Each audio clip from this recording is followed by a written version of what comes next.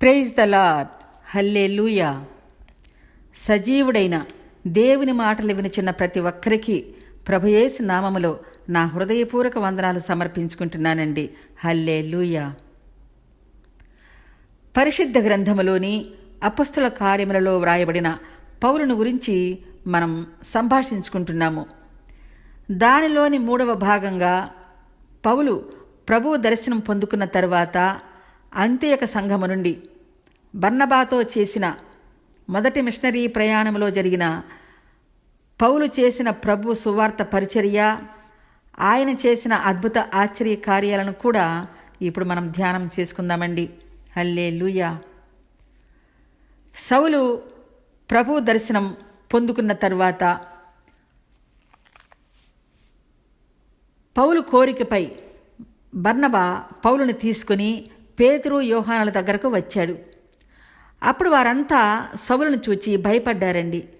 కానీ బర్నబా పేతురు, యోహానులతో మాట్లాడి పౌలు దమస్కులోని యేసు విశ్వాసులను బంధించి యెరూషలేముకు తీసుకుని రావాలని వెళుతూ ఉన్నప్పుడు దమస్క మార్గంలోని గాజా దగ్గర ఆ ప్రభువు సౌలుని దర్శించి తన స్వరముతో మాట్లాడి ఆయన పరిచర్య నిమిత్తము సౌలుని ఎన్నుకున్నాడు.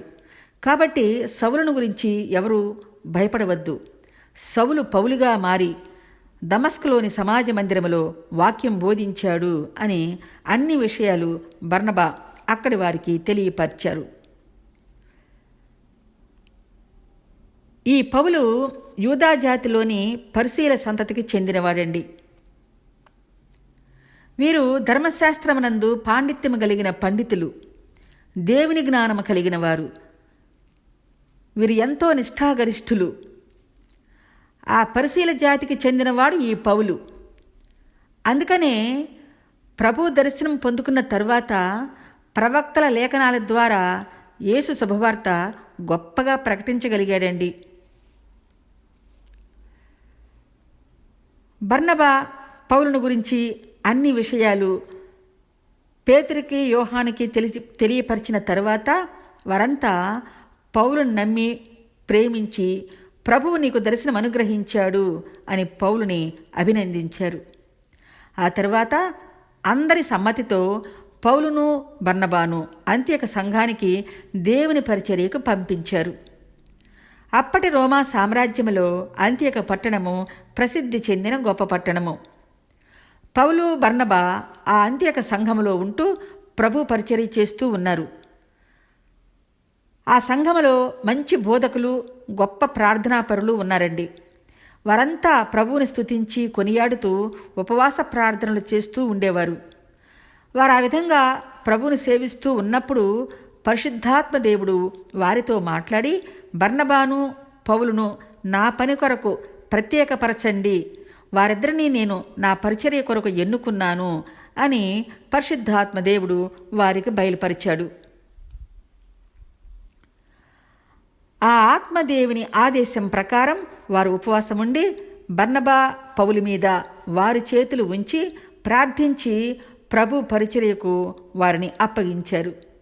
అప్పుడు పౌలు, బర్నబా పరిశుద్ధాత్మతో నిండిన వారై దేవుని చిత్తము చొప్పున ప్రభువు ఏర్పాటు చేసిన దేవుని వాక్య పరిచర్యకు అంత్యొక సంఘము నుండి బయలుదేరి సెలూకయుకు వచ్చి అక్కడ నుండి ఓడ ఎక్కి కృప్పకు చేరారు. వారితో పాటు మార్కు అనే యోహాను కూడా వెళ్ళాడు. ఈ యోహాను వారికి ఉపచారం చేస్తూ వారికి సహాయంగా ఉంటూ ఉండేవాడు అన్ని విషయాల్లో. ఈ బర్నబా లెవీయుడు, ఈ కుప్రలోనే జన్మించినవాడు. వారు ఆ విధంగా పరిచర్య ఆరంభించి పరిచర్యలో భాగంగా మొదటిగా సలమీలో ఉన్న యూదుల సమాజ మందిరములో దేవుని వాక్యమును బోధించారండి. పౌలు, బర్నబా దేవుని కృపను బట్టి దేవుని వాక్యము బోధిస్తూ పాపు అనే ఊరికి వచ్చారు. ఆ ఊరిలో యూదాజాతికి చెందినవాడైన బరయేసు అనే వ్యక్తి ఉన్నాడు. ఆయన గారడీ విద్యలో నేర్పరితనము కలవాడు. అందరి ఎదుట తన గారడీ విద్యను ప్రదర్శిస్తూ అక్కడ ఉన్న ప్రజలను ఆశ్చర్యపరుస్తూ తన జీవితం కొనసాగిస్తూ ఉన్నాడు. ఈ గారడీవాడు ఆ ఊరికి అధిపతి అయిన సెర్గిపౌలు ఎదుట తన గారడీ విద్యను ప్రదర్శిస్తూ ఆయనతో స్నేహంగా ఉండేవాడు. అంటే ఆ అధిపతి అయిన సెర్గి పౌలును అండగా పెట్టుకుని తన గారడీ విద్యకు ఎలాంటి ఆటంకం లేకుండా కొనసాగిస్తున్నాడండి. అదే ఆయనకు జీవన విధానముగా మారిపోయింది. ఆ కాలంలో దేశమంతటా అన్ని ప్రాంతాల్లో ఇశ్రాయేలు వారు, యూదావారు నివసించేవారండి. ఎందుకంటే పూర్వకాలంలో దేవుని ప్రజలైన ఈ యూదావారు, ఇశ్రాయేలు వారు అక్రమాలు చేసి దేవునికి విరోధులయ్యారు. దేవుడు మోషే చేత వ్రాయించిన ధర్మశాస్త్రమును, ఆజ్ఞలను, కట్టడలను మరచి అక్రమాలకు, పాపమునకు లోనయ్యారు. అప్పుడు దేవుడు వారిపై కోపముతో శత్రురాజులకు వారినందరినీ బానిసలుగా అప్పగించాడు. ఆ విధంగా యెరూషలేము నుండి వీరందరినీ ప్రపంచమంతటా చెదరగొట్టాడండి. ఆ కాలంలో ఆ విధంగా చెదరిపోయిన వారే ఈ ఇశ్రాయేలు ప్రజలు, యూదా ప్రజలు. ఆ విధంగా ఆ కాలంలో వీరంతా అక్కడే నివాసం ఏర్పరచుకొని స్థిరపడిపోయారు. ఆ విధంగానే పౌలు తల్లిదండ్రులు కూడా రోమాదేశములోని తార్సులో స్థిరపడ్డారు. అదేవిధంగానే ఆ కాలము నుండి యూదుల సమాజ మందిరాలు అన్ని చోట్ల ఏర్పడ్డాయండి. యూదులు విశ్రాంతి రోజున సమాజ మందిరములలో ఉండి యెహోవా తండ్రిని స్తుతించి ఆరాధిస్తారు. కానీ చెదరిపోయిన వారిలో కొంతమంది మోషే ధర్మశాస్త్రమును, దేవునిని విడలేదండి. కొంతమంది అన్నీ విడిచి దేవునిని మరచి గారడీవారుగా, సోది చెప్పేవారుగా, కనికట్టు చేసేవారుగా, ఈలోకరీత్యా వివిధ రకాల సాతాను క్రియలు చేస్తూ జీవనం కొనసాగించారు. అలాంటి వారిలోనే ఈ గారడీ బరయేసు ఒకడు. మనం అపొస్తలుల గ్రంథం 8వ అధ్యాయం 9 నుండి 16 వరకు కూడా మనం ధ్యానించినట్లయితే సమరయ పట్టణంలో ఉన్న యూదా జాతి వాడైన సీమోను అనే గారడీ వాడిని గురించి తెలుసుకుంటామండి. ఆనాటి రోజుల్లో యూదావారు ఈ గారడీ విద్య నేర్చుకుని బ్రతుకుతూ ఉండేవారు.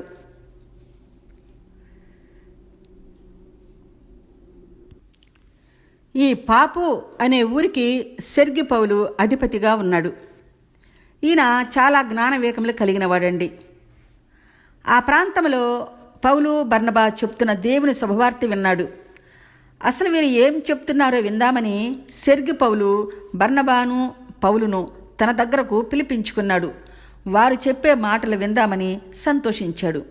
అంతలో యూదుడైన ఆ గారడీవాడు అధిపతి అయిన సెర్గి పౌలు గనుక వీరు చెప్పే మాటలు వింటే నా గారడీ విద్య మీద వీరికి నమ్మకం పోతుంది, నా జీవన విధానం పోతుంది అని దురాలోచనతో పౌలు చెప్పే మాటలు సెర్గి పౌలును విననీయకుండా ఆ ఊరి అధిపతికి ఆటంకము కలుగు చేశాడు. ఇది పౌలు, బర్నబా గ్రహించారు.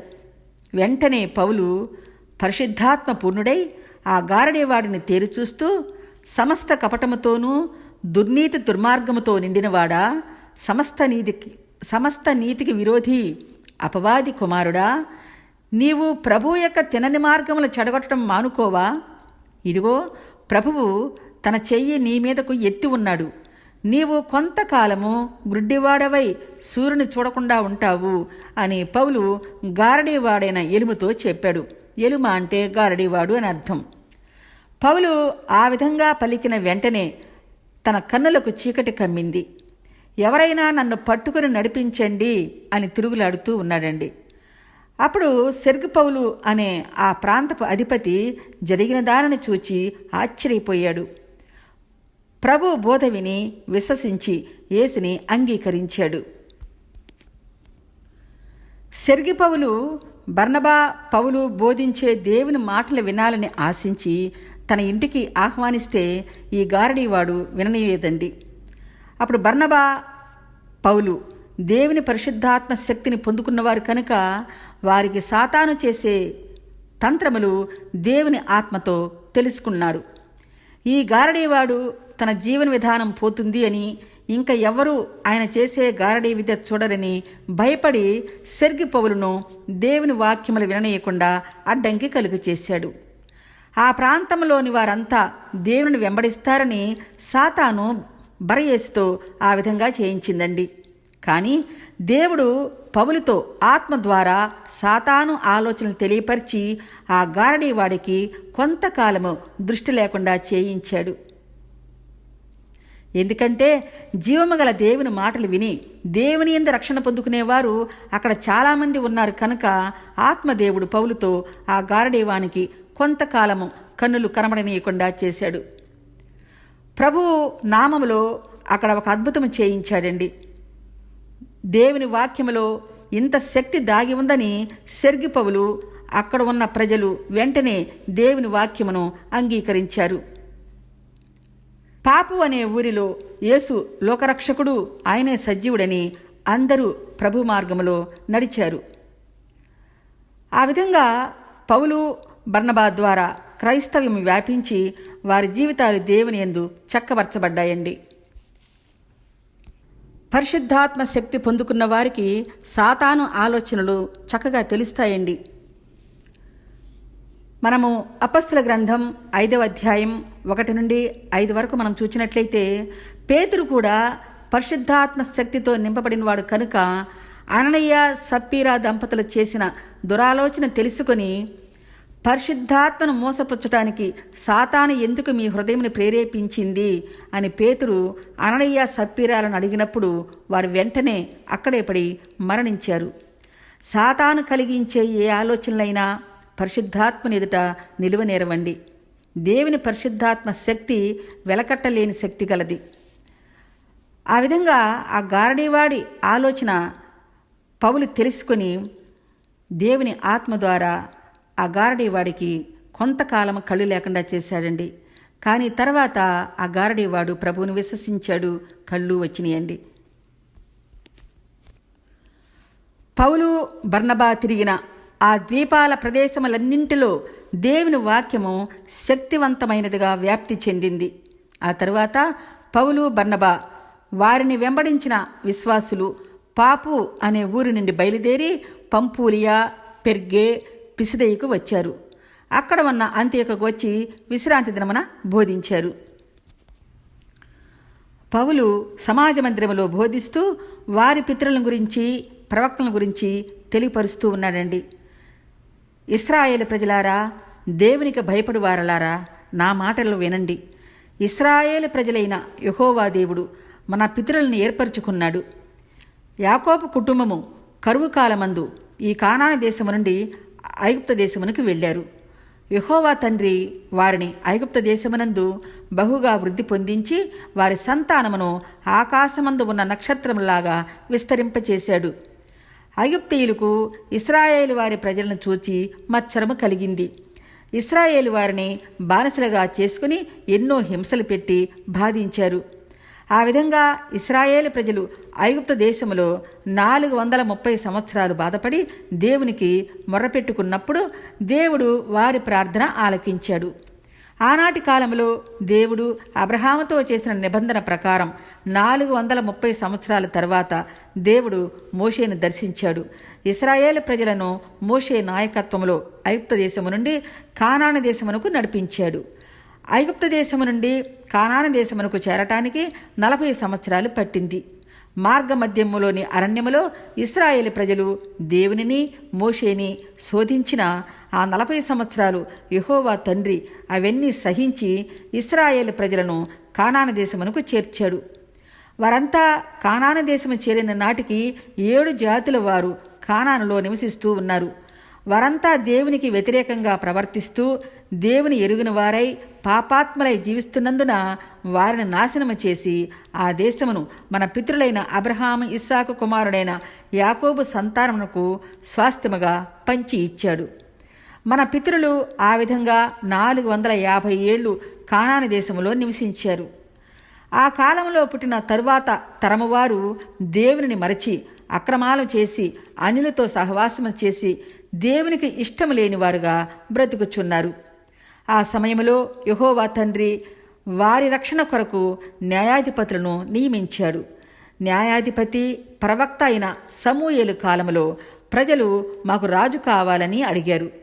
అప్పుడు దేవుడు బెన్యామీను గోత్రపు కీషు కుమారుడైన సౌలును ఇశ్రాయేలు ప్రజలకు రాజుగా ఏర్పాటు చేశాడు.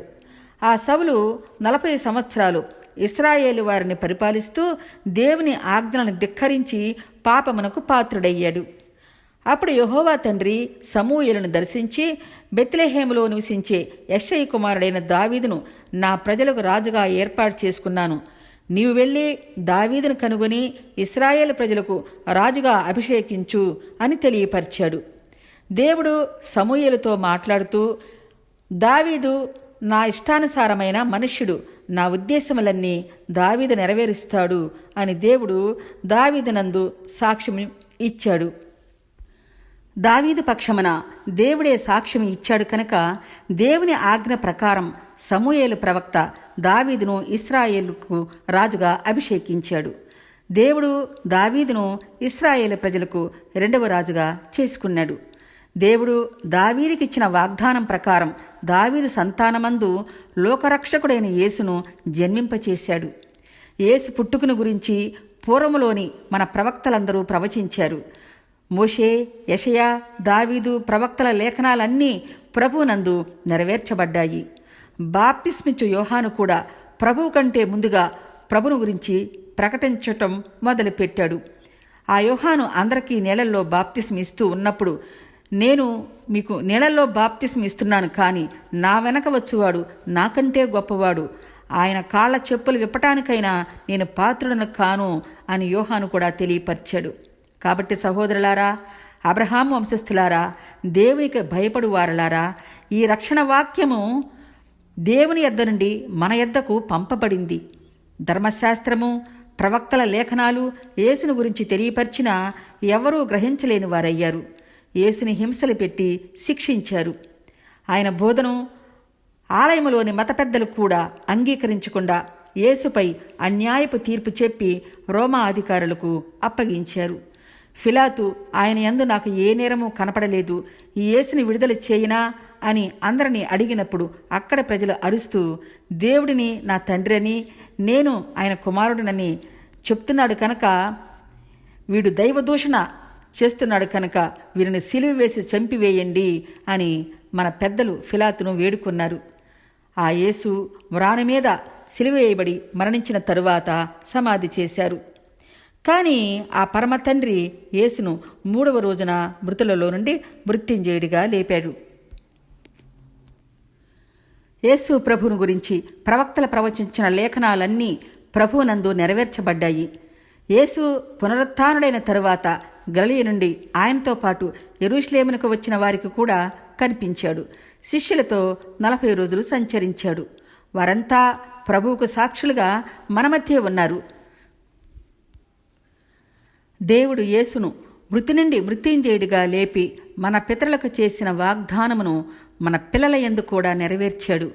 మేము కూడా ప్రవక్తల లేఖనాలను బట్టి లోకరక్షకుడు, మన విమోచకుడైన ఆ యేసు క్రీస్తుని గురించి మీకు ఈ శుభవార్త బోధిస్తూ ఉన్నాము. యేసు నేను దేవుని కుమారుడను అని ప్రజలకు చెప్పినప్పుడు ఎవరు ఆయన నమ్మకుండా నీవు దేవదూషణ చేస్తున్నావు అని ఆయనపై నేరము మోపారు. కానీ పూర్వమందే మన పితరుడైన దావీదు యేసును గురించి తన కీర్తనలో నీవు నా కుమారుడవు, నేడు నిన్ను కంటిని అని ప్రవచించాడు. నీ పరిశుద్ధిని కుళ్ళుపట్టనీయవు అని కూడా దావీదు ప్రవచించాడు. ఆ విధంగానే యేసునందు నెరవేరాయి. యేసు యొర్దాను నదిలో యోహాను దగ్గర బాప్తిసం తీసుకుని ఒడ్డునకు వచ్చినప్పుడు, నీవు నా ప్రియ కుమారుడవు, నీ యందు నేను ఆనందించుచున్నాను అని ఆ తండ్రే యేసు తన కుమారుడని సాక్ష్యమిచ్చాడు.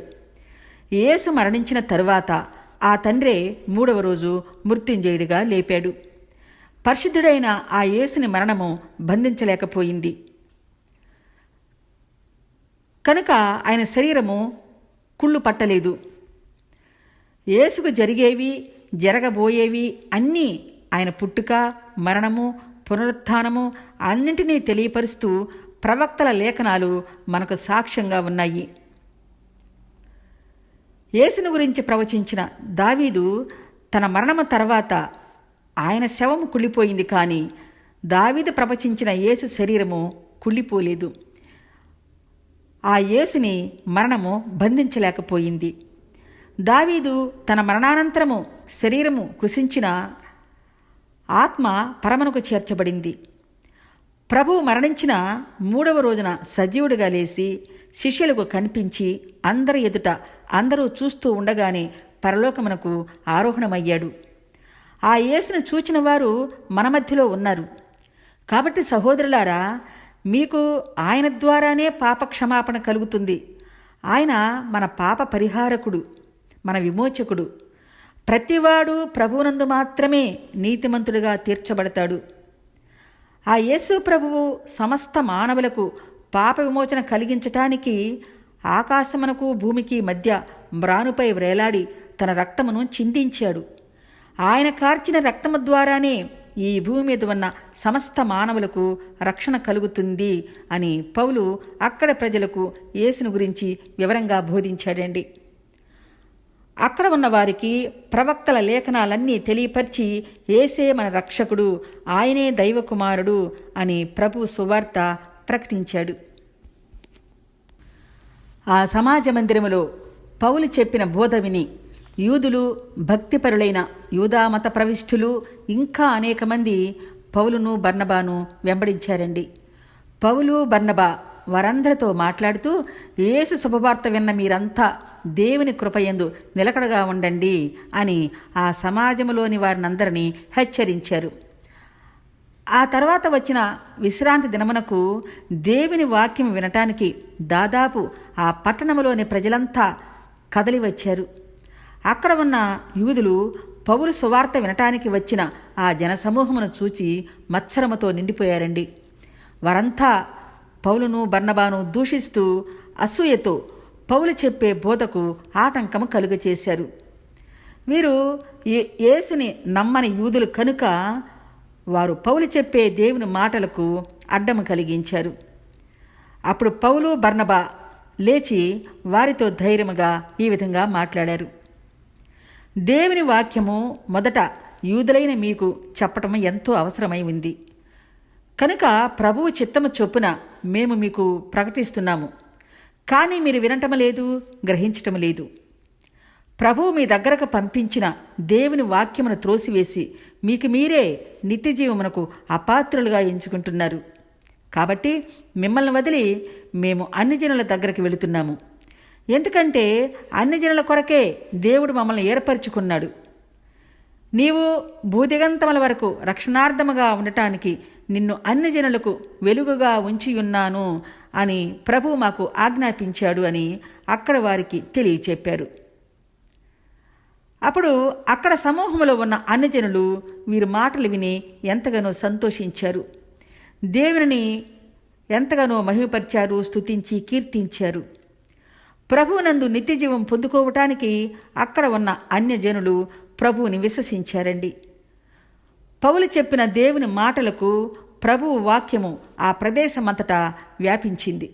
కానీ యేసును నమ్మని యూదులు మాత్రం ఆ పట్టణంలో ఉన్న ప్రముఖులను రెచ్చగొట్టి పౌలుని, బర్నబాను హింసించారు. వారిని తమ ప్రాంతాల నుండి వెళ్ళగొట్టారండి. వారంతా వారి దగ్గరకు వచ్చిన దేవుని ఆశీర్వాదమును పోగొట్టుకున్నారు. 109వ కీర్తన 17లో ఉన్నట్లుగా దేవుని దీవెన యందు వానికి ఇష్టము లేదు కనుక అది వారికి దూరమాయను అని వాక్యములో చెప్పిన రీతిగా అక్కడ ఉన్న వారంతా పౌలు చెప్పిన దేవుని మాటలు వినకుండా ప్రభు దీవెనలు వారికి వారే పోగొట్టుకున్నారండి. పౌలు, బర్నబా ప్రభు చెప్పినట్లుగా వారికి అంటిన పాదధూళి కూడా అక్కడే దులిపివేసి మీ పాపమునకు మీరే బాధ్యులు అని అక్కడ నుండి బయలుదేరి ఈకొనియకు వచ్చారు. అక్కడ ఉన్న పౌలు శిష్యులు ఆనందభరితులై పరిశుద్ధాత్మతో నింపబడ్డారు. ఈకొనియలో పౌలు, బర్నబా యూదుల సమాజ మందిరములో ప్రవేశించి వారికి అర్థమయ్యే రీతిలో సరళమైన భాషలో బోధించారు. అక్కడ ఉన్న అనేక మంది గ్రీసు దేశస్థులు, యూదులు కూడా ప్రభువుని విశ్వసించారు. కానీ అక్కడ ఉన్న అవిధేయులైన యూదులు అన్యజనులను పౌలుకు విరోధముగా రెచ్చగొట్టారు. అయినా పౌలు, బర్నబా ప్రభువును ఆశ్రయించి ధైర్యముగా దేవుని వాక్యమును ప్రకటిస్తూ అక్కడ బహుకాలము వరకు ఉన్నారు. ప్రభువు పౌలు బర్నబా చేత అద్భుతములు చేయించి ఆయన కృపగల వాక్యమునకు సాక్ష్యంగా సూచక్రియలు జరిగించి ప్రభువు తన వాక్యమును వినిన వారికి ప్రభుపై నమ్మకము కలిగించాడండి. ఆ తరువాత ప్రభు సువార్త నిమిత్తం ఆ పట్టణంలో ఉన్న జనసమూహములకు భేదములు కలిగాయి.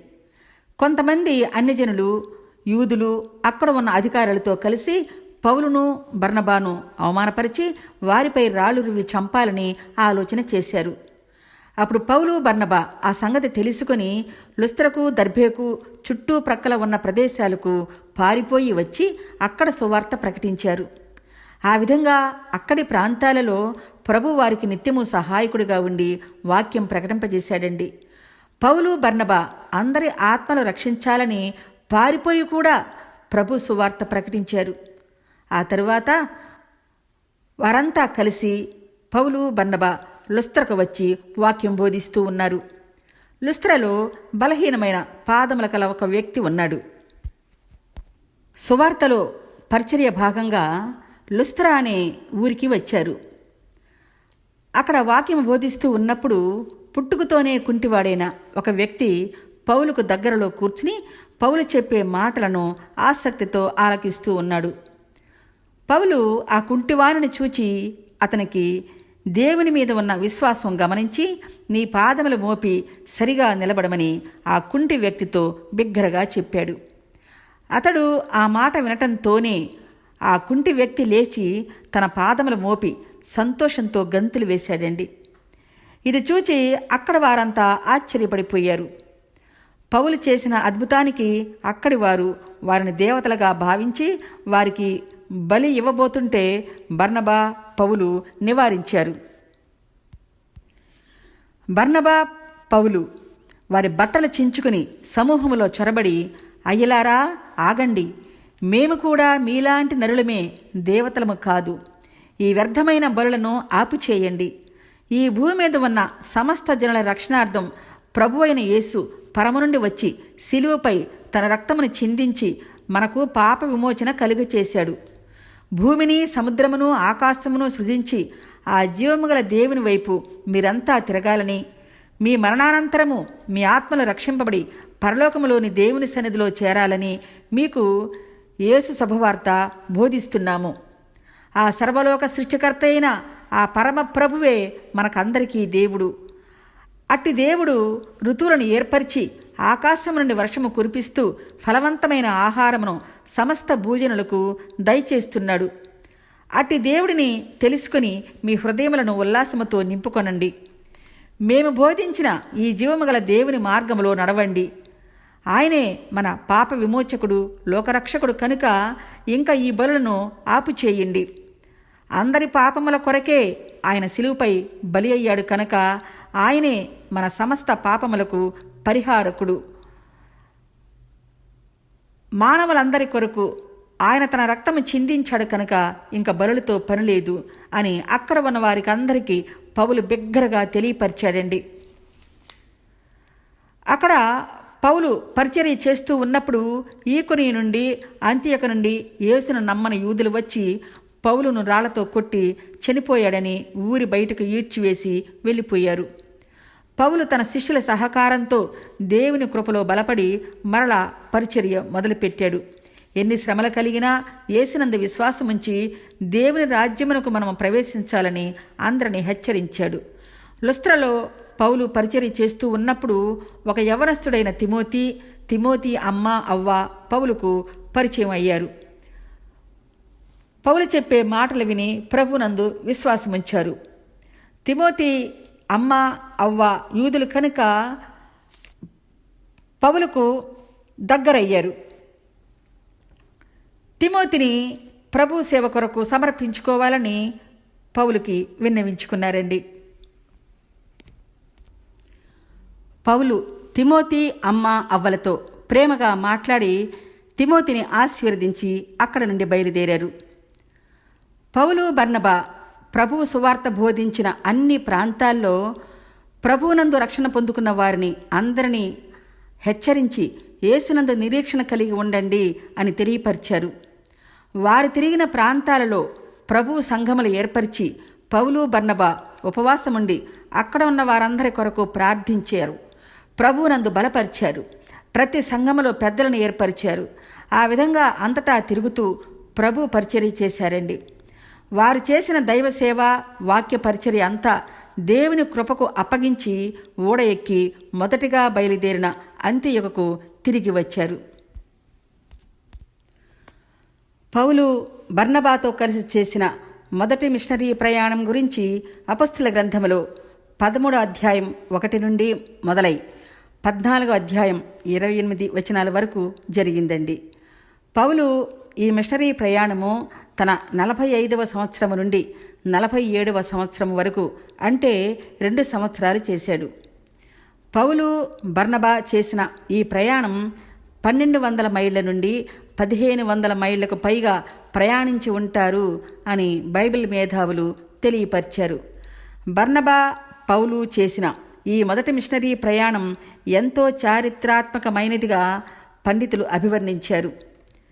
ఇంతవరకు మనం చెప్పుకున్న ఈ జీవమగల దేవుని మాటలను వినిన వారిని ఆ పరమ ప్రభువు దీవించాలని వేడుకుంటున్నానండి. తరువాత భాగంగా పౌలు శీలతో కలిసి చేసిన 2వ మిషనరీ ప్రయాణం గురించి మనం ధ్యానం చేసుకుందాము. హల్లెలూయా, ఆమేన్.